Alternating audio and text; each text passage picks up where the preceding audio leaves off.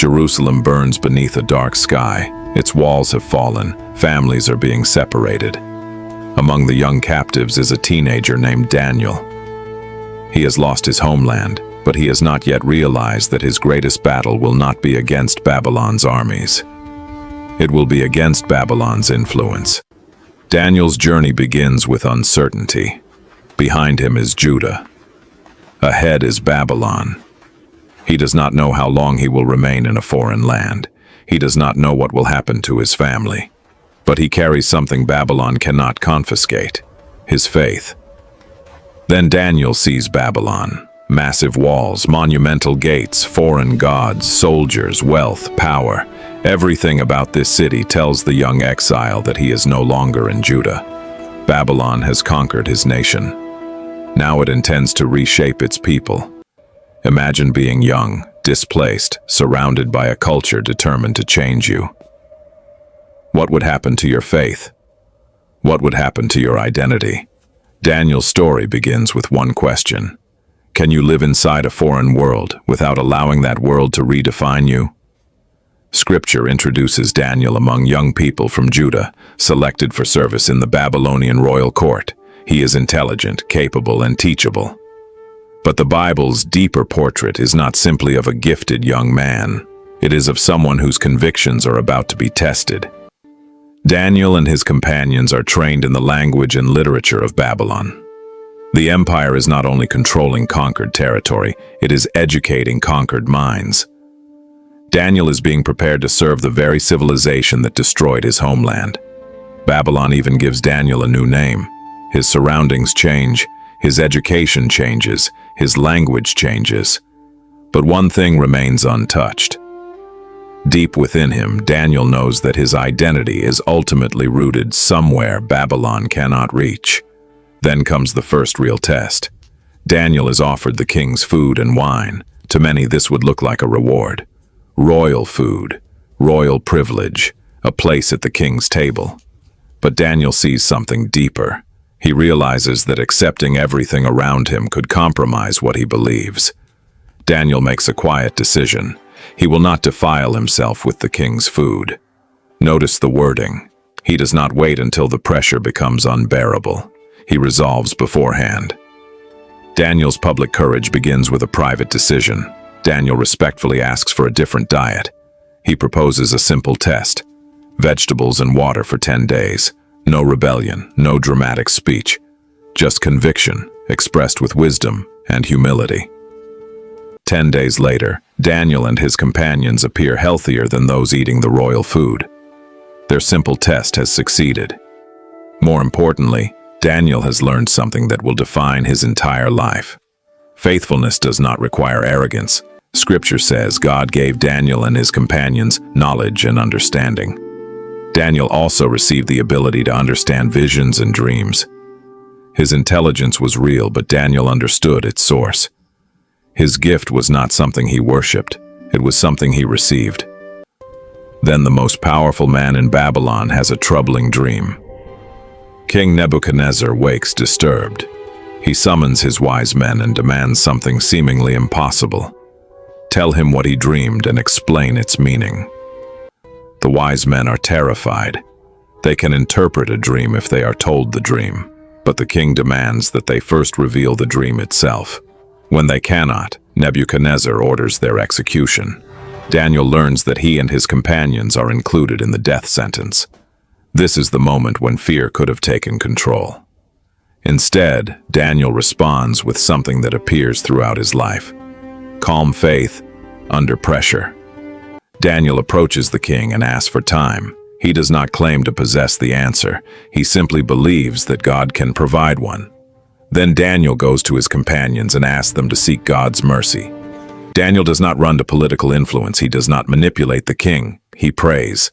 With his companions, Daniel asks God for mercy and revelation. During the night, God reveals the mystery to Daniel.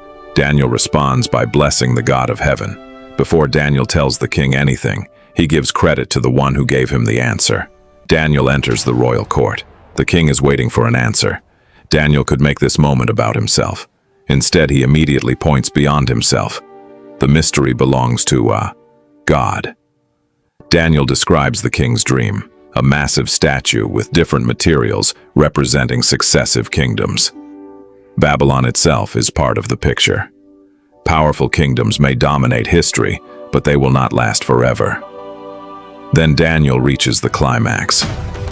A stone strikes the statue and becomes a great mountain. Human kingdoms rise and fall. But God's kingdom is different. It will not be destroyed. Nebuchadnezzar is astonished. Daniel is promoted over the province of Babylon. The captive who once walked into Babylon under guard now serves near the center of its power. Nebuchadnezzar later builds a golden image and commands everyone to bow. Daniel's friends refuse. Their story becomes another test of what happens when political authority demands worship. Daniel's companions are thrown into the fiery furnace, yet God delivers them. Their courage reinforces the same principle Daniel has already demonstrated. Obedience to God sometimes means refusing the safest option. Nebuchadnezzar dreams again. This time he sees a gigantic tree reaching toward heaven. Then the tree is cut down. The dream is a warning, and Daniel is the man called to explain it. Daniel understands the meaning. The tree represents Nebuchadnezzar. The king's pride will bring him down. Daniel knows this message may anger the most powerful man in Babylon, but he tells the truth anyway. 12 months pass. Nebuchadnezzar looks over Babylon and boasts about the kingdom he built. He forgets the warning. Pride has convinced him that his power belongs entirely to him. The judgment arrives. Nebuchadnezzar loses his position and lives like an animal until he recognizes the authority of the Most High. The proud king learns what Daniel already knew. Human power is temporary. Eventually, Nebuchadnezzar looks toward heaven. His understanding returns. He praises the Most High and recognizes that God's kingdom is everlasting. Years later, another Babylonian king hosts a massive feast. Belshazzar celebrates while his kingdom appears secure. But beneath the celebration, judgment is approaching. Suddenly, a mysterious hand appears and writes on the wall. The music stops. The celebration becomes fear. Everyone wants to know what the message means. The king's advisors cannot interpret the writing. Then someone remembers Daniel. The young captive from decades earlier is now an older statesman. Babylon has changed around him. Daniel is still standing. Belshazzar offers Daniel rewards. Daniel refuses to let money influence his message. He will tell the truth, whether the king likes it or not. Daniel reminds Belshazzar of Nebuchadnezzar's story. God had humbled the proud king. Belshazzar knew the story, but he had not learned from it. Now judgment had arrived. Daniel interprets the writing. Babylon has been weighed and found wanting. That very night, Belshazzar dies and Babylon falls to the Medes and Persians. One empire ends, Daniel remains. Babylon is gone. A new political order has arrived. Yet Daniel's calling has not changed. Under King Darius, Daniel rises again because his character remains exceptional. Daniel's enemies search his work for corruption. They examine his decisions, his leadership, his conduct, but they find nothing. His greatest testimony is not a speech, it is his life. Daniel's enemies finally realize something. They cannot defeat him through corruption. If they want to destroy Daniel, they must attack his relationship with God. They create a law that forbids prayer to anyone except the king for 30 days. The trap is carefully designed. They know Daniel's habits. They know exactly where he will be found. Daniel hears about the decree. He understands the danger immediately. He knows the punishment. He knows the conspiracy. And then he does something remarkable. Daniel opens his windows toward Jerusalem. He kneels. He prays, not secretly, not dramatically, simply as he has done before. Daniel prays 3 times a day. This is the key. The crisis did not create his prayer life. His prayer life already existed. The lion's den simply revealed what Daniel had practiced for years. Daniel's enemies find him praying. Their trap has worked. They rush to report him to the king. Darius realizes he has been manipulated. He desperately tries to rescue Daniel, but the law cannot easily be changed. The king is distressed. Daniel's fate appears sealed. Daniel is taken to the lion's den. The stone is placed over the entrance. Humanly speaking, there is no escape. But Daniel's story has never depended entirely on what is humanly possible. That night, Darius cannot sleep. But Daniel is not the only person being tested. The king is learning that political power has limits. He cannot save Daniel by command alone. At dawn, Darius rushes to the lion's den. His voice trembles as he calls Daniel. "Servant of the living God, has your God been able to save you?" Then comes the answer that changes everything. From inside the den, Daniel responds, "He is alive. God has sent an angel and shut the lions' mouths." Daniel is lifted from the den. There is no injury on him because he trusted in his God. The man who entered the darkness walks back into the morning. Daniel's enemies are judged, and Darius publicly honors the God of Daniel. The conspiracy designed to destroy Daniel instead becomes a testimony to God's power. Daniel's story now moves beyond royal politics. He receives visions of kingdoms that have not yet appeared. The imagery is terrifying. 4 beasts rise from the sea. Each beast represents a kingdom. Human power appears monstrous when viewed through the lens of prophecy. But Daniel's vision is not designed to end in fear. Suddenly, Daniel sees something greater. The Ancient of Days takes his seat. Thrones are established. Judgment begins. Earthly kingdoms are no longer the center of the scene. Daniel then sees one like a son of man coming with the clouds. He receives everlasting dominion. The message is breathtaking. Kingdoms of earth are temporary, but God's rule is everlasting. Daniel receives another vision. This time, a ram and a goat represent kingdoms and conflicts that will shape the future. Daniel is being shown history before history happens. Persia and Greece will rise into the story. Kings will fight for power. But behind the movement of nations stands the sovereignty of God. Daniel studies Jeremiah's prophecy concerning Jerusalem. He realizes that God's word has not been forgotten. The promised period of desolation has meaning. Daniel responds with prayer. He confesses the sins of Israel. Notice his humility. Daniel does not stand above his people and condemn them. He stands among them and says, "We have sinned." Daniel asks God to look upon Jerusalem with mercy. His prayer is not centered on his reputation. It is centered on God's name, God's promises, and the restoration of God's people. While Daniel is still praying, Gabriel comes to him. Daniel is about to receive one of the most significant prophetic messages in the book. Gabriel gives Daniel the prophecy of the 70 weeks. It points toward God's purposes for Israel, Jerusalem's sin, redemption, and the future. Daniel enters another period of mourning. For 3 weeks he fasts and avoids rich food. He is seeking understanding, but the answer does not come immediately. Then Daniel sees a glorious heavenly messenger. The experience overwhelms him. He loses his strength and falls into a deep state of weakness. Daniel is touched and strengthened. The messenger tells him not to be afraid. Daniel is learning that weakness does not mean abandonment. Sometimes the person receiving the revelation needs to be strengthened before he can receive it. Daniel is told that spiritual conflict has been taking place behind earthly events. Kingdoms may fight on earth, but Daniel receives a glimpse of another dimension of conflict beyond human sight. Daniel receives detailed information about future kings and conflicts. Persia and Greece enter the prophetic picture. Political power becomes a repeating cycle of ambition, conflict, and collapse. Kings will rise believing their power is permanent. They will make plans, form alliances, break agreements, and fight for influence. But Daniel has already seen the pattern. No earthly throne lasts forever. Daniel's final vision points toward a time of great trouble. The prophecy does not hide suffering. It acknowledges that history will contain darkness. But darkness is not the final word.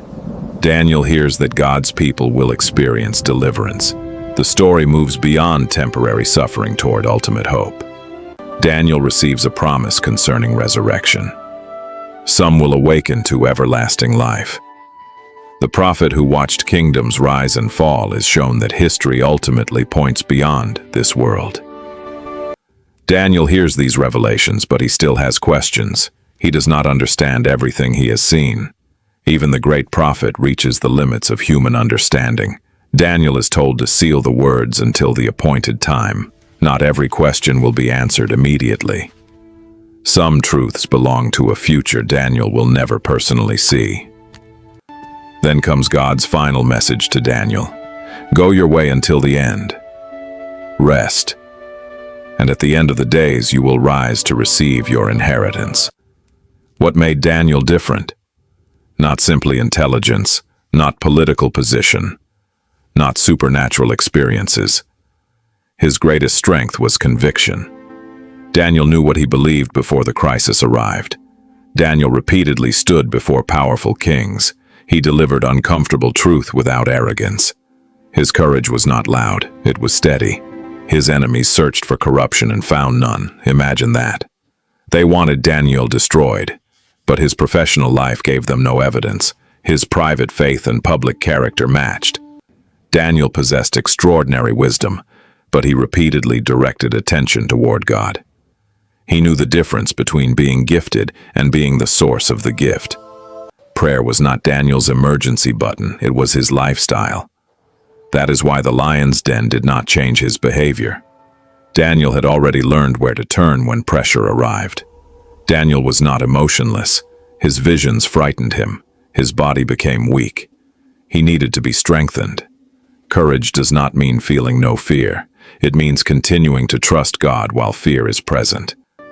Daniel received incredible revelations, yet he still admitted when he did not understand. Faith is not pretending to have every answer. Sometimes faith means trusting God with the questions. Most people remember the lion's den, but Daniel's first major test involved something much simpler: food. His greatest victory was not surviving lions.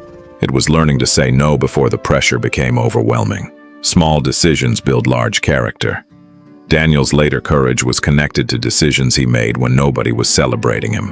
What you repeatedly do in private eventually becomes who you are in public. Daniel served pagan kings without worshiping them. He worked inside foreign governments without surrendering his convictions. His influence came from faithful service, not compromise. Daniel's courage was often quiet. He prayed. He worked. He told the truth.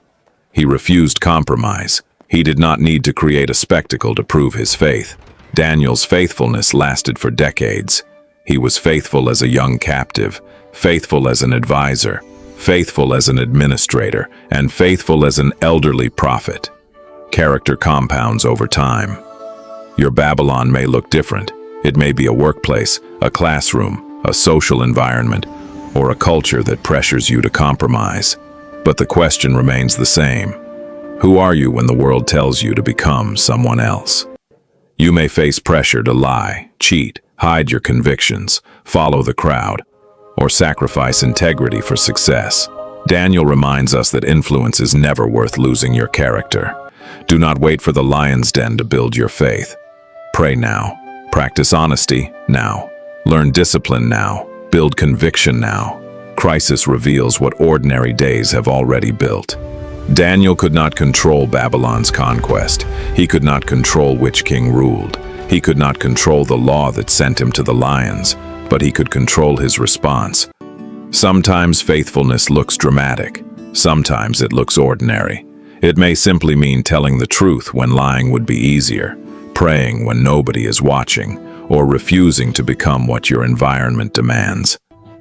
Babylon changed. Kings changed. Governments changed.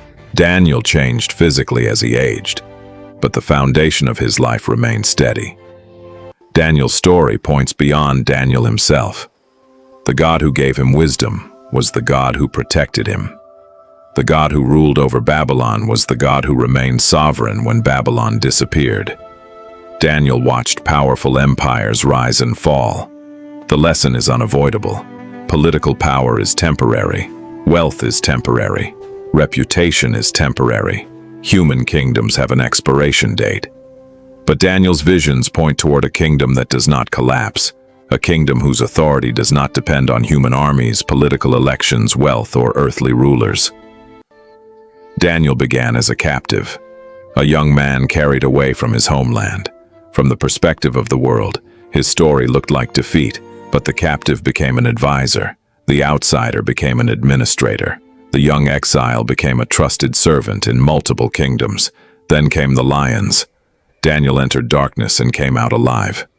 Not because Daniel controlled the situation, but because God remained faithful in a situation Daniel could not control. But even the lion's den was not the end. Daniel continued receiving visions until his story moved beyond earthly kingdoms and toward resurrection hope. You cannot control every environment you enter. You cannot control every ruler above you. You cannot control every crisis that comes against you. But you can decide who you will be when the pressure arrives. Daniel chose faithfulness, and decades later, when the lions came, that decision still stood. So the real question is not, would I survive Daniel's lion's den? The real question is, am I becoming the kind of person who would still pray when the lion's den is waiting? If Daniel's story challenged you, like this video, share it with someone who needs encouragement, and subscribe to Bible Uncovered for more Bible character deep dives. And if you watched all the way to this point, comment "Stand firm" and tell us the country you're watching from. Because Daniel lived in a world that constantly pressured him to compromise, but he chose to stand firm. The question is, will you?